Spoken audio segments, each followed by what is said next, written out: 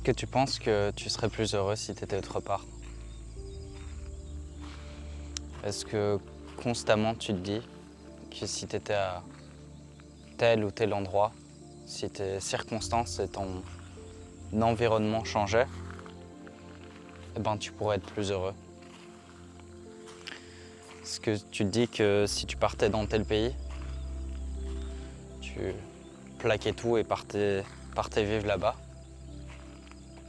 Est-ce que tu te dis que tu serais heureux? Tu serais heureux là-bas? Parce que je pense qu'il y a une partie de nous qui essaie de se convaincre que si on va quelque part, eh ben, tous nos problèmes disparaîtront, que notre vie sera complètement différente, qu'on pourra avoir un nouveau départ, qu'on se sentira différemment, qu'on n'aura plus les mêmes problèmes. Sauf que partout où on va, on sera toujours en notre compagnie. On sera toujours là. Et nos problèmes donc nous suivront, vu qu'ils font quelque part partie de nous-mêmes. Ces problèmes ne sont pas extérieurs, bien plus qu'ils sont intérieurs.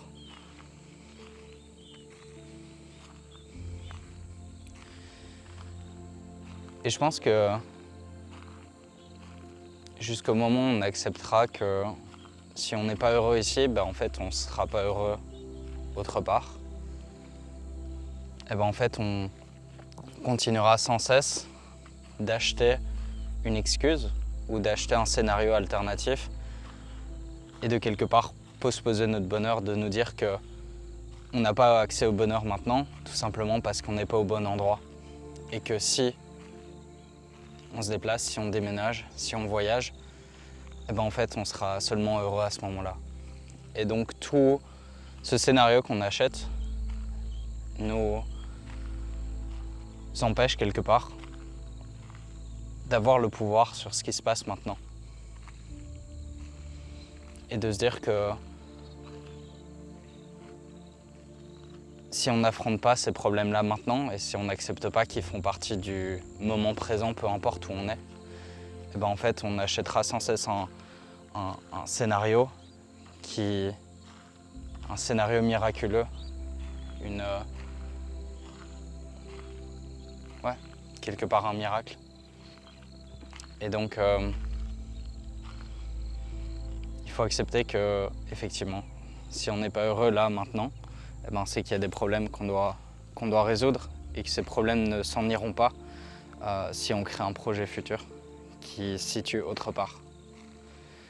Et c'est assez confrontant. On préférerait quelque part acheter l'excuse et acheter le fait qu'on n'est juste pas au bon endroit et le fait qu'on ferait mieux de déménager, sauf que tous ces mois, ces années qu'on perd, qui nous séparent peut-être de ce changement, si ce changement arrive un jour, si on a effectivement le courage d'entreprendre ce changement, ben en fait, tous les mois qu'on aura passés, toutes les années qu'on aura éventuellement passées avant d'entamer ce changement, nous montreront, seront quelque part perdus, vu qu'on attendra toujours ce moment, on attendra ce changement, et jusqu'au moment où éventuellement on prend cette décision. Et les premières semaines, les premiers mois, effectivement, on se dit qu'on bâtit un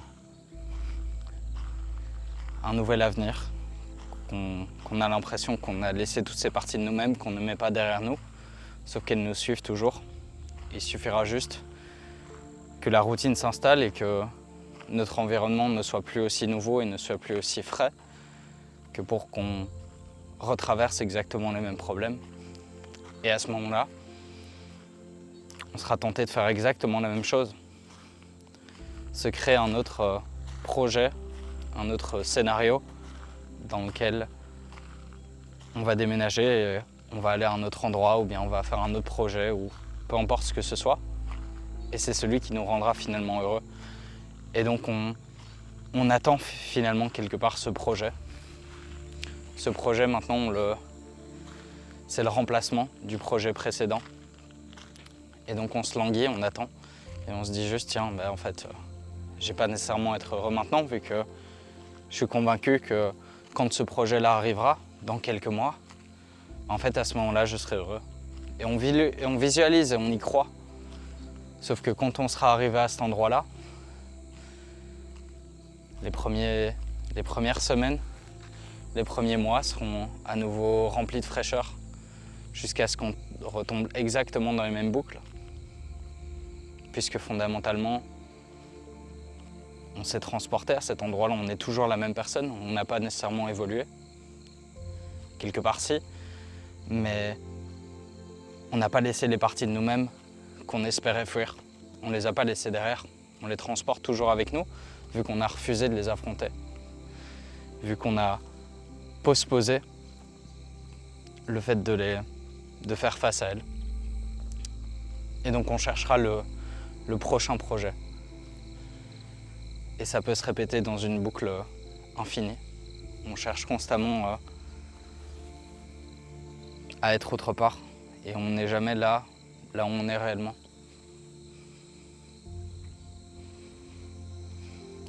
Et c'est très confrontant parce que ça nous met face à nous-mêmes, ça nous met face au fait qu'on est responsable et que ce n'est pas parce que notre environnement va changer que nous changerons, ou en tout cas pas de la manière dans laquelle on espère. Et donc ça nous confronte quelque part à nous-mêmes, mais en même temps, ce que ça nous offre, c'est